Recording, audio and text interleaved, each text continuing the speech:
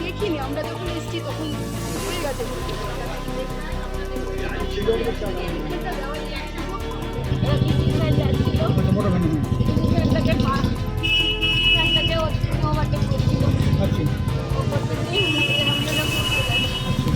আমি ভাবছিলাম যে এরকম হতে পারে।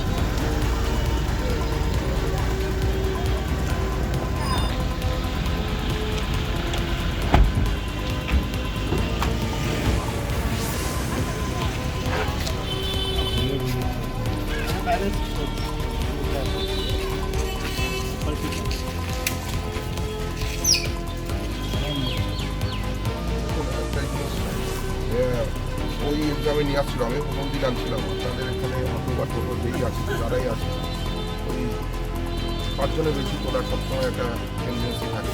হ্যাঁ, এরা যাচ্ছিল, ওভারটেক করছিল, ও করতে গিয়ে এরকম উল্টে যাচ্ছে। আমি ভাবছিলাম যে এরকম হতে পারে, যে কেন ওভারটেক করছে, বলতে বলতেই ওভার পাল্টে খেয়ে গেল গাড়িটা। আর সেরকম গান লেগেছিল,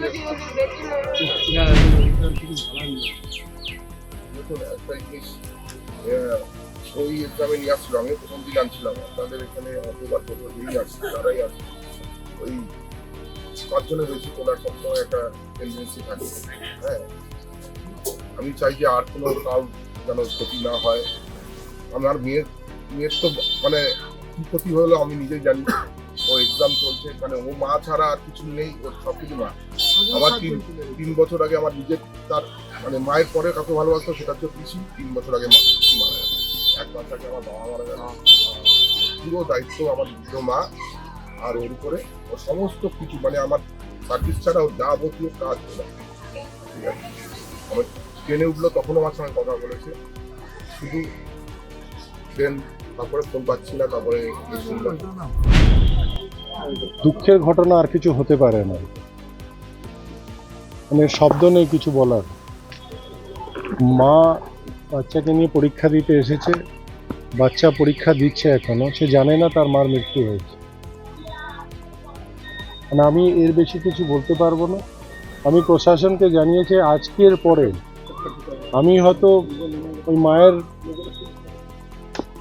জীবন ফিরিয়ে দিতে পারবো না, কিন্তু আজকের পরে এই অঞ্চলে কোনো টোটো অটো এই ধরনের যেভাবে যে ভুলের জন্য একজনের প্রাণ হারিয়েছে সেটা যেন আর দ্বিতীয়বার না হয়। তার যা যা প্রিকশনস নেওয়ার আমি দায়িত্ব নিয়ে বলছি, সে প্রিকশনস আমি আজ থেকে নিলাম। বেশিরভাগ ক্ষেত্রে দেখা যায় অটো এবং টোটো দৌরাত্ম সব জায়গাতে এবং বিভিন্ন কিভাবে ব্যবস্থা আমি একদম কঠোর থেকে কঠোর একটা শাস্তি, যাতে এই বার্তা যাক যে গাড়িতে যে 5 জন 6 জন বসে থাকে তাদের জীবন সেই ড্রাইভারের হাতে, সেটা যেন তারা বুঝতে পারে, সেটা বুঝেই যেন আগামী দিন গাড়িগুলো তারা চালায়। সেই রকম কঠোর শাস্তির জন্য আমি অলরেডি প্রশাসনকে জানিয়েছি। আমি বললাম আইসিকে যে এখন থেকে একটা ট্রাফিক ওখানে রিপোর্ট করা হোক, ওখানে জিগজ্যাগ রেলিং লাগানো হোক। আর পিডব্লিউডির আমি ইঞ্জিনিয়ারকেও বলেছি বিভিন্ন জায়গায় স্পিড ব্রেকার লাগানোর জন্য, স্পিড ব্রেকার লাগিয়ে এই রোডটাকে অন্তত নিয়ন্ত্রণে আনা হোক। যেখানে যেখানে স্কুল আছে, হসপিটাল আছে বা ফাঁকা মেন রাস্তা আছে সেখানে সব জায়গায় স্পিড ব্রেকার।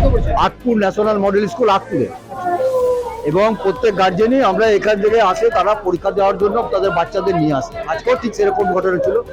আজ অটোতে করে আসছিল, ট্রেন থেকে নেমে শ্যামনগর নেমে অটো করে আসছিল।